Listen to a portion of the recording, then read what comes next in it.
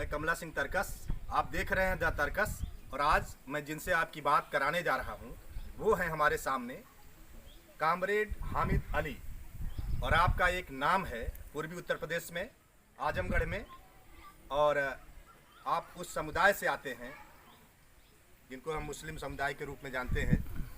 तो आपने अपने जीवन में इस कम्युनिस्ट विचारधारा को अपनाया और अपना करके एक मुकाम हासिल किया कि आपको लोग एक आइडियल के रूप में मानते हैं। क्षेत्र के तमाम सारे किसान, नौजवान और बुद्धिजीवी सभी आपको एक ख़ास पहचान आपकी स्वीकार करते हैं। तो आज आपसे बात करते हुए मुझे अच्छा लग रहा है। मेरा पहला सवाल ये है कि आप ऐसे परिवार से, ख़ास तौर से मुस्लिम कम्युनिटी से बहुत कम लोग कम्युनिस्ट कार्यकर्ता, वो भी घाटी कम्युनिस्ट कार्यकर्ता जिस पर लोग गर्व करें, उस हालत में पहुंच पाते हैं। तो आप कैसे जुड़े, कैसे प्रेरित हुए इस आंदोलन से, कुछ शुरुआत करें। सबसे पहले तो जो हमारा शुरुआती दौर था, मैं विद्यार्थी था, दर्जा 8 का विद्यार्थी था, लहुआ इंटर कॉलेज में स्टूडेंट था। और हमारे गांव में, उस इलाके में जो उस समय की जो सियासत थी लोकल स्तर की, वो बहुत ही रद्दबद्द थी। जाहिल लोग घोल बना करके गरीबों कमज़ोरों को थाने में फंसा करके उनसे केवल धन उगाही का काम करते थे। और जब जिस इलाके से हम बिलोंग करते हैं, उस इलाके में मुस्लिम गांव 7 हैं। उन 7 गांवों में हमारा गांव दौना है।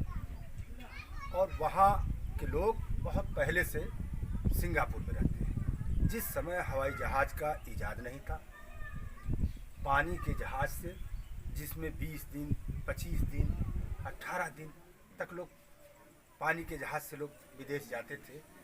और 11 रुपया, 8 रुपया, 4 रुपया हमारे ग्रैंडफादर ये बताते थे कि हम लोग का ऐसे ऐसे ऐसे किराया बढ़ता गया और विदेश में लोग रहते थे, पैसा कमाते थे।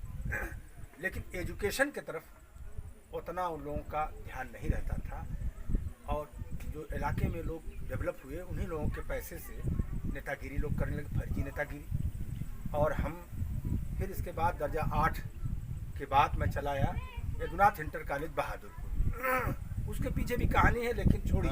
मैं आया यहाँ, और यहाँ से मैं जब पढ़ने लगा, इंटरमीडिएट का छात्र था, तो मेरे खिलाफ ये एप्लीकेशन पड़ती थी कि ये नाजायज़ असलहे का कारोबार करता, ये करता, वो करता। आए दिन पुलिस हमारे घर जाती। मुझे उस वक्त बड़ा अजीब सा लगा कि मैं पढ़ना चाहता हूँ, समाज में के लिए कुछ करना चाहता हूँ। हमारे साथ इतनी बड़ी जाती। और हमारे गाँव के एक कामरेड शमीम आज़मी, जो स्टूडेंट लीडर थे शिवली कॉलेज में, वो ऑल इंडिया स्टूडेंट फेडरेशन के तरफ बैनर तले वो वाइस प्रेसिडेंट का इलेक्शन लड़े थे, मामूली वोट से वो हार गए थे। और उनके ज़रिए से मैं दर्जा 8 से ही उनसे जुड़ा हुआ था।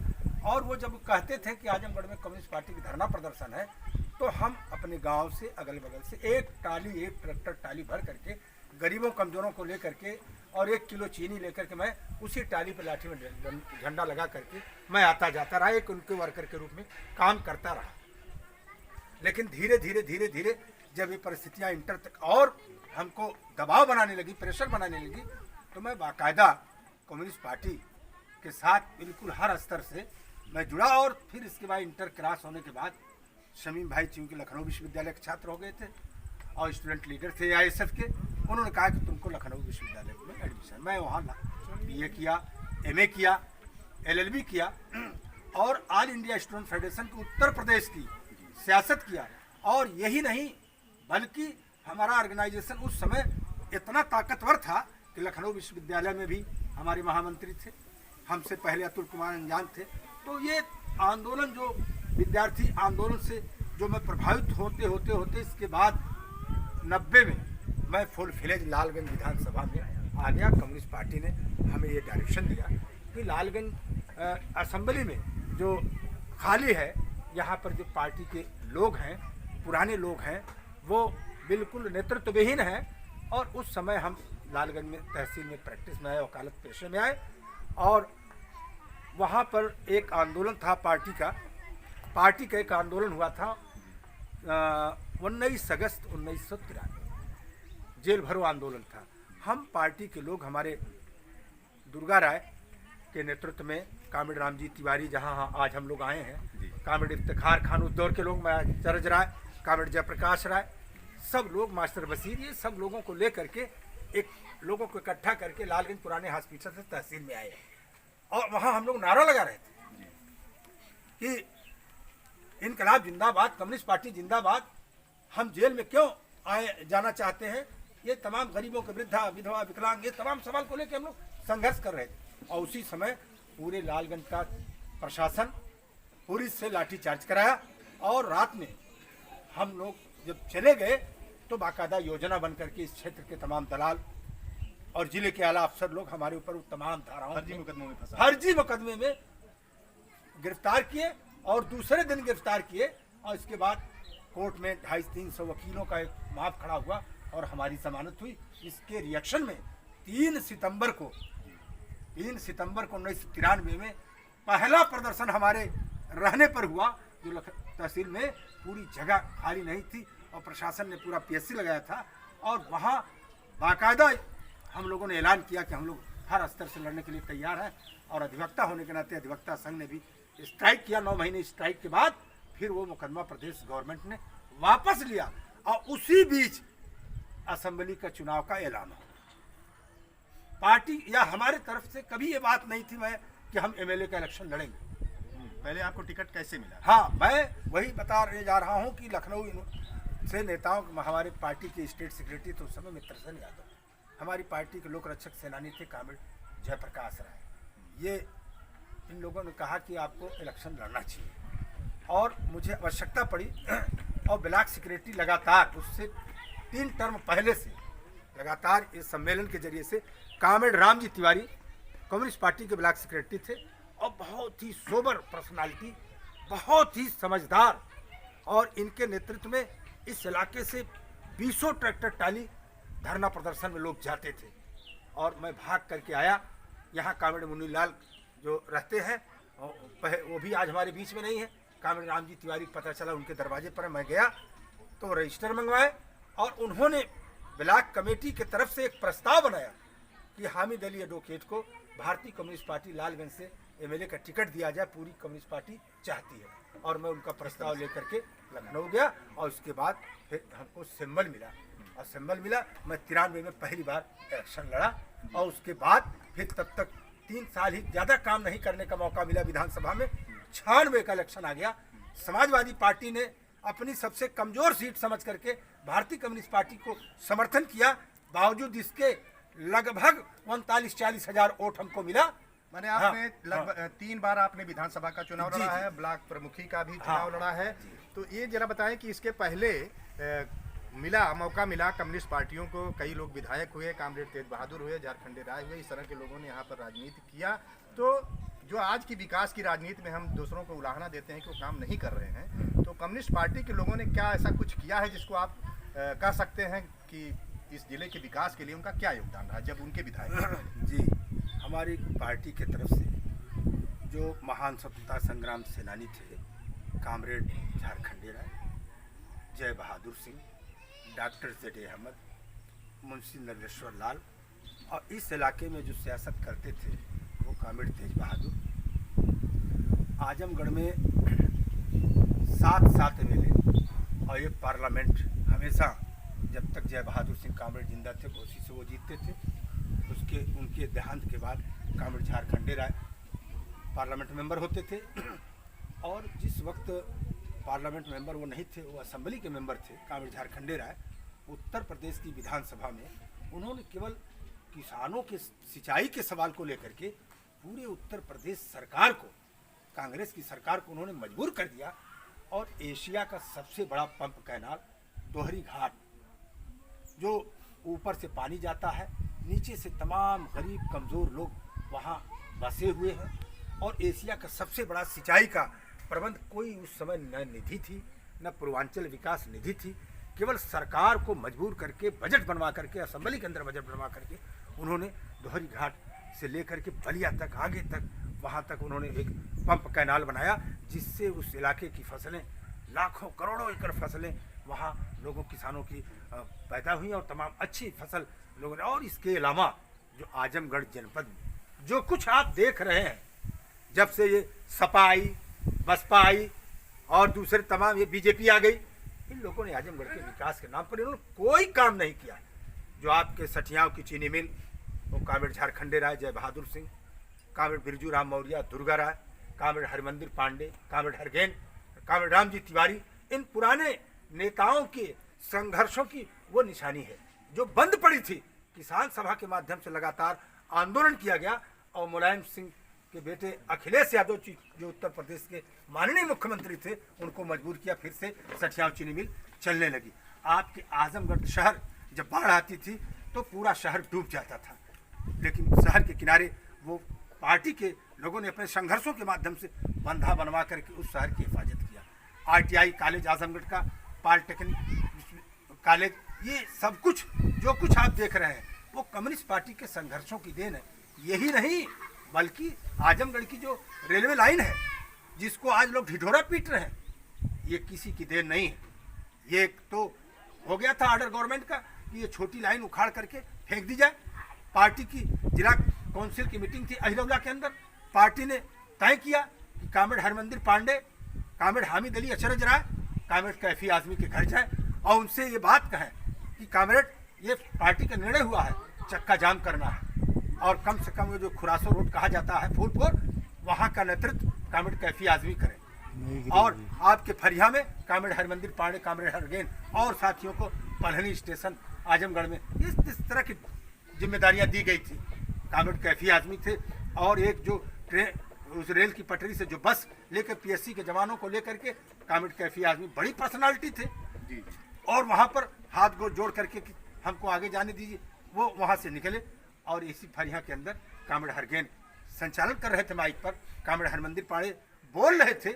उसी समय पीएससी के लोग आकर के इस कदर लाठियां बरसाए कि कामेड़ हरमंदिर पांडे का सर फट गया और कामेड़ हरगेन का हाथ टूट गया। और उसी दिन हमारे देश के प्रधानमंत्री, तत्कालीन प्रधानमंत्री माननीय नरसिम्हा राव मऊ में आए थे और सभी अखबारों ने नरसिम्हा राव की एक तरफ तस्वीर छापा था, कामेड़ हरमंदिर पांडे के लहूलुहान हालत में वो तस्वीर छपी थी और इसके बाद वो हॉस्पिटलाइज्ड हुए, इलाज हुआ। कामेड़ कैफी आदमी, कामेड़ हरमंदिर पांडे, कामेड़ हरगेन, ये हमारे नेता लोग दिल्ली गए। कामेड़ एबी वर्धन हमारी पार्टी के महासचिव थे, तत्कालीन रेल मंत्री जाफर शरीफ से उन्होंने बात किया, उन्होंने कहा तो जाफर शरीफ ने कहा मैं कुछ कहना चाहता हूँ। कैफी आदमी ने कहा कि हमारी बात सुनिए, हमारे जनपद का मामला है। तो जाफर शरीफ ने कहा कि नहीं हमारी बात सुनिए। उन्होंने कहा क्या? कहा कि मैं हम अपने इलाके में कभी सम्मेलन मुशायरा कराना चाहते हैं, उसकी आप सदारत।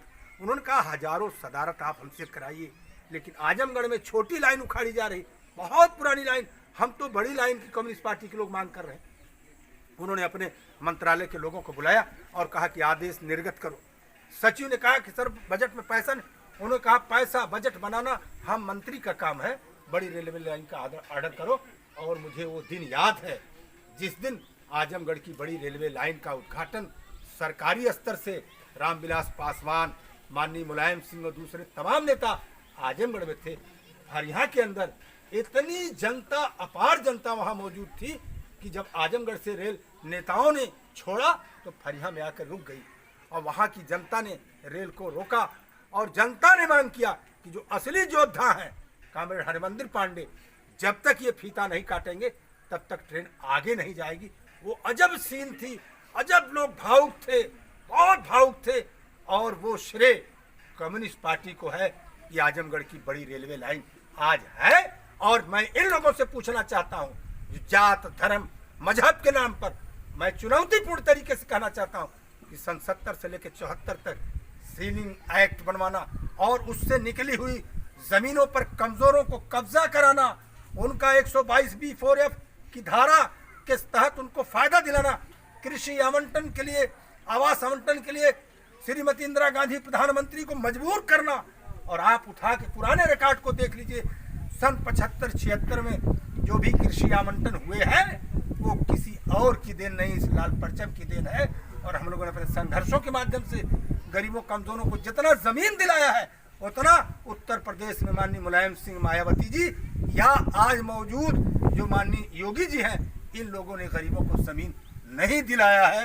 जितना कम्युनिस्ट पार्टी ने लाल झंडे जनता के हित में आंदोलनों का अपना इतिहास रहा है कम्युनिस्ट पार्टी का, और आजमगढ़ में आमान परिवर्तन का श्रेय दिया जाता है वास्तविकता है।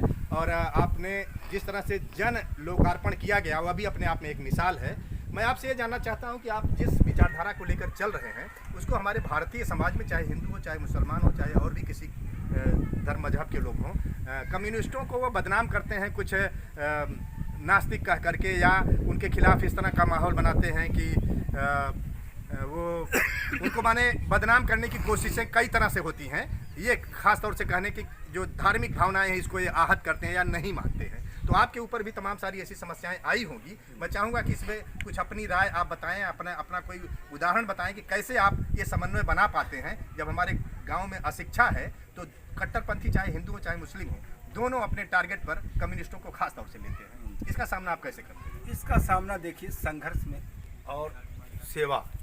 संघर्ष और सेवा एक ऐसी चीज़ है कि इसको लेकर के आदमी अगर ईमानदारी से लोगों के बीच में, लोगों के दुख सुख को, लोगों के सवालातों को अगर वो हल करे, तो जो मुखालिफ होते हैं वैचारिक रूप से और ख़ास तौर से मुस्लिम कम्युनिटी में होकर कम्युनिस्ट पार्टी का मेंबर हो करके और कम्युनिस्ट पार्टी के रीत नीति से, वहाँ तो बहुत आसानी से कहा जा सकता है। कहते हैं लोग ला मज़हब हैं, दहरिए हैं, लेकिन जब अन्याय होता है कोई, एक तबलीगी जमात के लोग एक बार आए थे बहुत पहले इसी सलहरा गांव में, उठा ले आया प्रशासन, थाने में बंद कर दिया, पूरे इलाके के मुसलमान परेशान हो गए, सड़क पे जाम लगा दिया, परम्पार भीड़ हुई, नेतृत्व विहीन। लोगों ने खबर किया, मैं वहाँ गया और जा करके वहाँ प्रशासन से मिल करके जमात, तबलीगी जमात के लोगों को बाहर कराया और मांग किया पब्लिक से कि आप लोगों के साथ हम हैं, हम कम्युनिस्ट पार्टी के लोग, हम न्याय चाहते हैं, इंसाफ पसंद हैं, आपका पूजा पाठ, आपका इबादत करना ये आपका पर्सनल मामला है, लेकिन सामाजिक तौर से अगर आपको उत्पीड़ित किया जा रहा है तो हम आपके साथ हैं।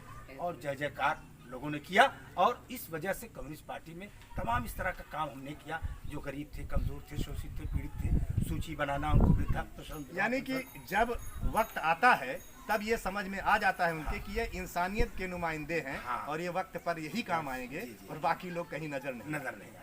तो ये आपने बहुत बड़ी बात कही कि काम बोलता है। अगर हम अच्छा काम करें तो हम इंतजार थोड़ा करेंगे और वक्त हमको पहचान देगा और लोगों को बात माननी पड़ेगी कि हम इंसानी हक के लिए लड़ने वाले हैं और हमारी एक पहचान बनेगी।